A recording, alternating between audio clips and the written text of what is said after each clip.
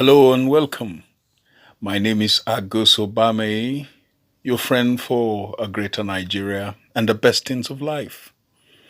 I want to share with you a word today that I believe will change your life and help you become better and walk into the fullness of the plan of God for your life.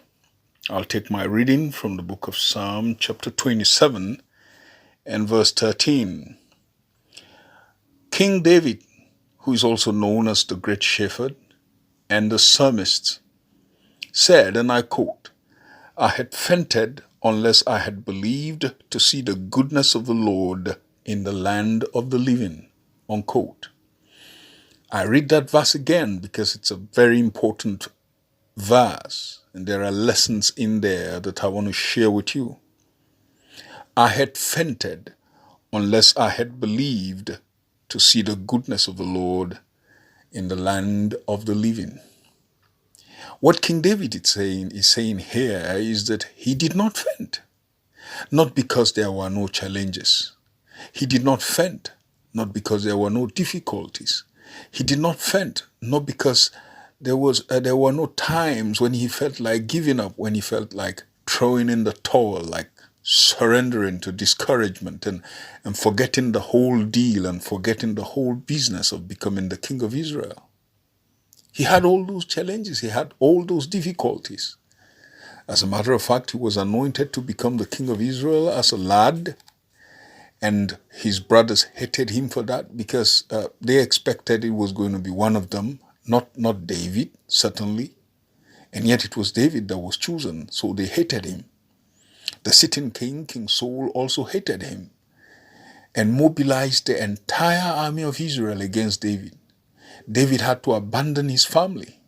He had to abandon his home, and he became a fugitive. For several years, he was running from one village to the other village, from one town to the other. Eventually, he left the nation of Israel and lived among the Palestinians and did all kinds of things just to survive.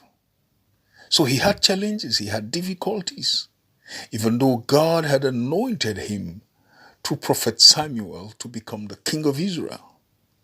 Yet the anointing did not take away the struggles. It didn't take away the sufferings. It didn't take away the difficulties. It didn't take away the challenges. He had to go through all that. And yet, in the face of all these challenges, David did not faint. What kept him from fainting? And this is the important thing I want you to notice. Listen to him speak. He said, "I had fainted. I had reason to faint, but I didn't faint. I had fainted unless I had believed to see the goodness of the Lord in the land of the living." It was his belief. It was his belief that I will not die until all these things that God said about me come to pass in my life. It was his belief that I will not die until I become the king of Israel. It was his belief that I will not die until I lead the people of Israel into the fullness of God's promises for them. It was that belief that kept him. There were struggles, but he believed that somehow I will overcome. Somehow I will go through these difficulties and come out on the other side a better person. It was that belief that kept him going forward and kept him working hard, kept him pushing himself, and eventually that belief enabled him to overcome all struggles. And he became the king of Israel and ruled Israel so well that he became the greatest king to ever rule over Israel. Up to today, modern Israel still look up to King David as an example. As a matter of fact, modern Israel lives under the shadow of King David. It has a flag, and the flag is called the Star of David, and it's a reference to the greatness of King David. He didn't faint because he believed what God told him and what God promised him. There will be challenges in your life. There will be difficulties in your life, but I encourage you not to give up. I encourage you not to faint. Keep holding on. Everything God has said about you in His Word will come to pass, and you will be fully manifested.